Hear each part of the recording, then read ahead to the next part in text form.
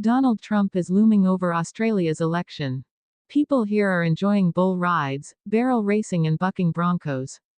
It feels like a slice of Americana in New South Wales, perhaps, but that would miss the point that here, rodeo has become very much an outback Australian tradition in its own right. In recent months, politics here in Australia could be compared to watching a rodeo. Between conflict in Europe, the Middle East, and more recently US President Donald Trump and his threat of global trade wars, every day has brought with it a sharp jolt that changes the dynamics of the campaign trail. Politicians, like these cowboys, have been thrown off course despite their best efforts.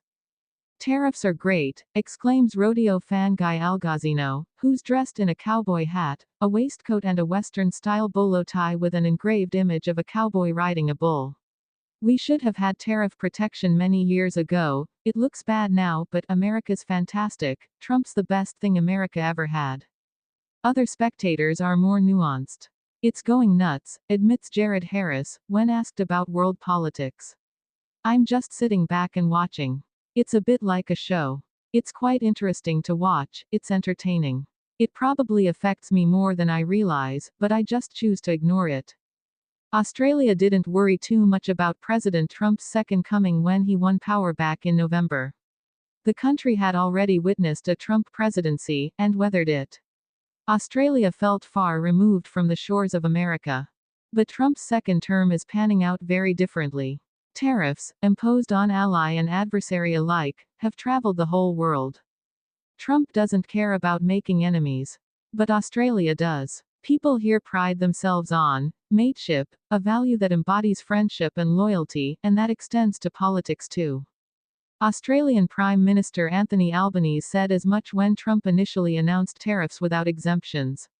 "This was not the act of a friend," said Albanese, while he also committed to not responding in kind.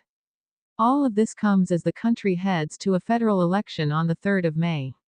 Candidates would rather focus on domestic issues they can control: cost of living, housing, and healthcare. Instead, they are forced to grapple with a question that goes right to the heart of Australia's role in the world: how to deal with a US president as unpredictable as Trump.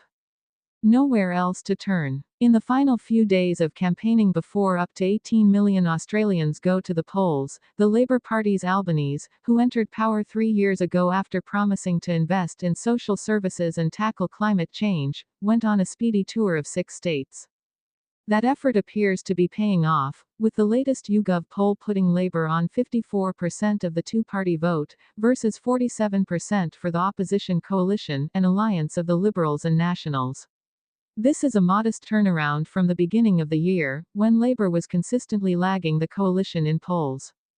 "It's not the campaign either party thought they would be having," says Amy Remikis, chief political analyst at the Australia Institute think tank.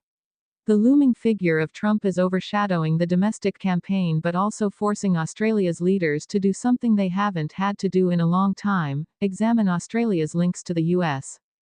The US-Australia relationship has perhaps been taken for granted in these parts. Australia likes the fact the US has long been a dominant military force in the Pacific.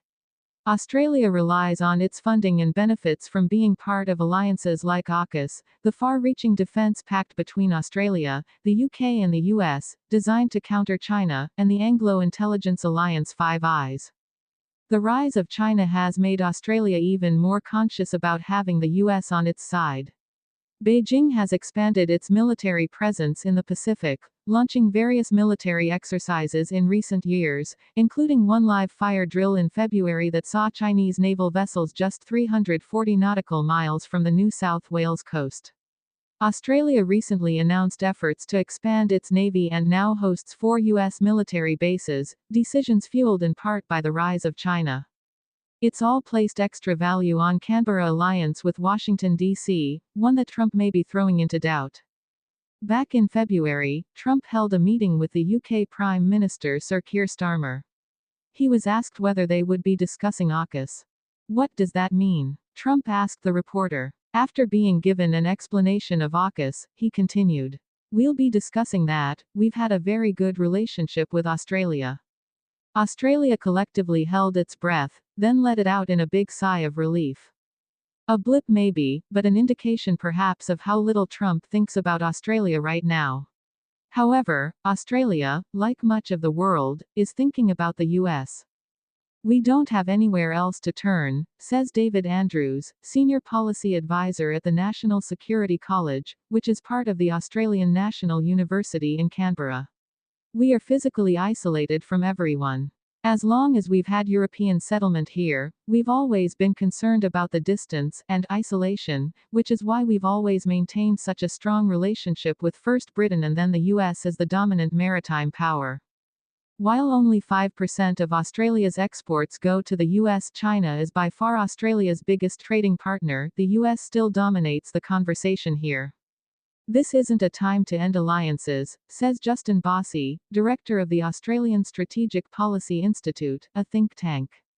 That would be cutting off our nose to spite our face. And, perhaps counter to the majority view here, Bossy thinks that Australia should support Trump's moves. We should continue to make it clear that any measures the US takes against Australia are unjustified, but we should welcome and support American measures to counter Beijing's malign actions, or for that matter Russia, he says. Not to keep Trump happy, but because it is in Australia's interests to constrain the adversary that is undermining our strategic interests. A poll published by the Sydney Morning Herald newspaper last month found that 60% of Australians felt Trump's victory was bad for Australia. That was up from last November when it was just 40%. And a Lowy Institute poll published 2 weeks later showed almost 2 in 3 Australians held, not very much, or no trust, at all, in the US to act responsibly. An election upended. Big questions on transnational alliances are not part of normal campaigning. But when Albanese and opposition leader Peter Dutton faced each other in their first televised debate, the first question asked by the audience was one on Trump. Dutton has long stressed that he would be the politician best suited to dealing with the US president. He often cites his experience as a cabinet minister during tariff negotiations in Trump's first term. But that strategy doesn't always serve him well. He went into the election telling people he and Trump were similar enough that they would get on better, that he was the sort of personality Trump liked, says Remicus. He's not repeating that now because people don't want someone to get on with Trump. They want someone who will stand up to him. Dutton has had to do some backpedaling on comments he made earlier in the year. Back in February, after Trump said he had plans to eject Palestinians from Gaza, Dutton called the US president a deal maker, a big thinker. And he has come in for some criticism amid accusations of copying the US president. He's talked about cutting public sector jobs, for example. And his Liberal Party appointed Jacinta Nampijinpa Price as shadow minister for government efficiency, not too dissimilar to the Doge. But when Senator Price recently started talking about wanting to make Australia great again, on the campaign trail, Dutton avoided questions over the comments. Albanese of course has to tread a careful line too. In a world that's being turned upside down, he's trying to reassure people he's a safe pair of hands, that those alliances remain. That may turn out to be in his favor. Indeed, some analysts say that Trump's conduct may be helping Albanese, with voters rushing to support the incumbent during a time of perceived crisis. Just a few months ago, Labor's re-election was thought unlikely as it consistently polled behind the coalition. But the final YouGov polling model of the election, published a few days ago, predicted that Labor will win 84 of the 150 seats in the House of Representatives, an increased majority. For Professor Gordon Flake, CEO at Perth US Asia Centre, a think tank, it paints a stark parallel with this week's election result in Canada, in which the Liberal Party won re-election by riding a backlash of anti-Trump sentiment. What we have seen in Canada has been a dramatic shift back towards the incumbent government, and that is a rallying around the flag based on attacks on that country, he says. The attacks on Australia haven't been as severe, so it's not the same degree, but at the same time you're also seeing a rallying around the current Labor government. 6 months ago you thought their re-election would be unlikely. Today, on the cusp of the election here in Australia, it seems more likely than not, and one of the important factors in that has been developments in Washington, D.C. Quote, "But whoever wins, they will have a big job on their hands to navigate Australia's future with its allies. We have to make do with the hand we've been dealt," says Andrews.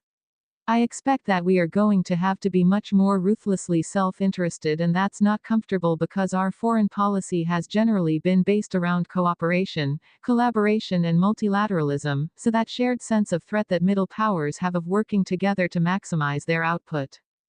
Back at the rodeo, the sun's gone down, the cheerleaders are out and the audience gets ready to watch bucking broncos, the riders shortly afterwards holding on to their steer for as long as possible before being violently thrown to the ground.